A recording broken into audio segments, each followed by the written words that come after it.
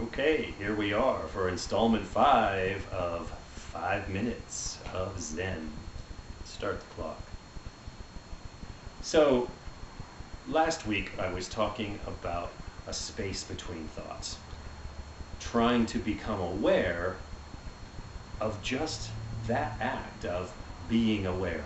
Not being aware of this thing or that thing or some grand idea or the answer to life and the universe and everything. Just being aware of that act of awareness.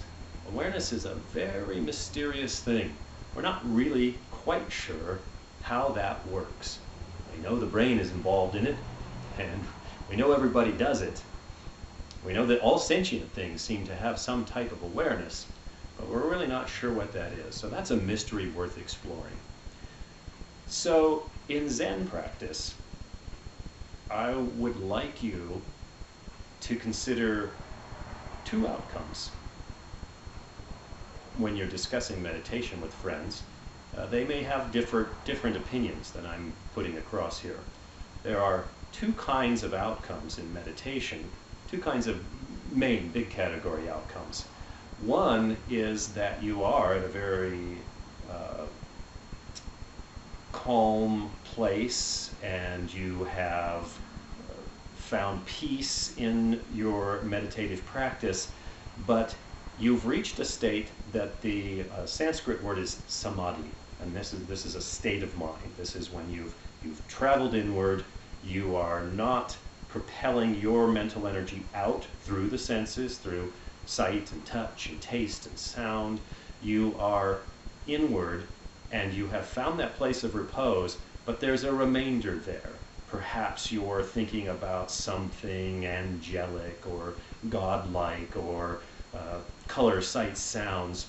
You're still noticing something. Perhaps it's really grand and it's very spiritual, but it's something. That is a type of samadhi that has a remainder, or what they call a Shaivakalpa samadhi. There is something still there.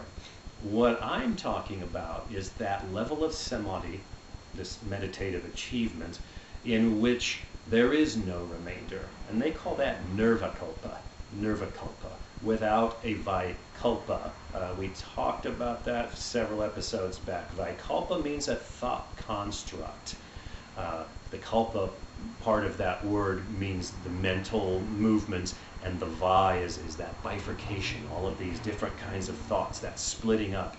When you're in that single space of just being aware that consciousness is there, but it is not having any kind of mentation on any this or that, that's nirvikalpa samadhi. It's very powerful. So when we're looking for that space between thoughts, there isn't something there. The only thing there is just you. Not your name and your address and your occupation and who you think you are.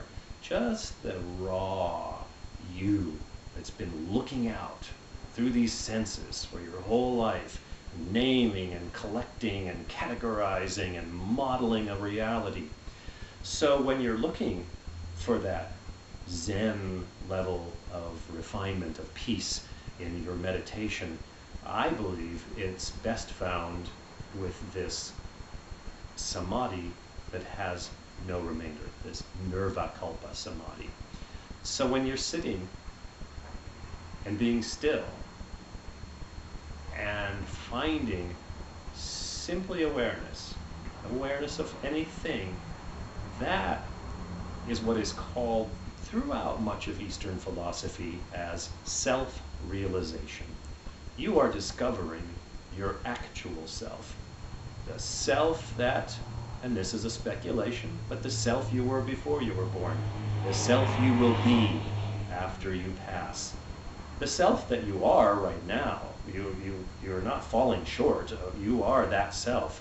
What you've done is you've accrued all of this other stuff on top of that self. And all of that is what is causing these clinging desires that can start to create stress.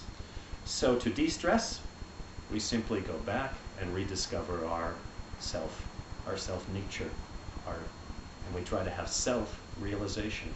And that self isn't a thing. It's not something you will come to define. It's simply a state of being, a state of being present, and it's somewhere that you just simply abide. You don't have to do anything. It already is. We're over our 5 minutes. That's 5 minutes of Zen. See you next week.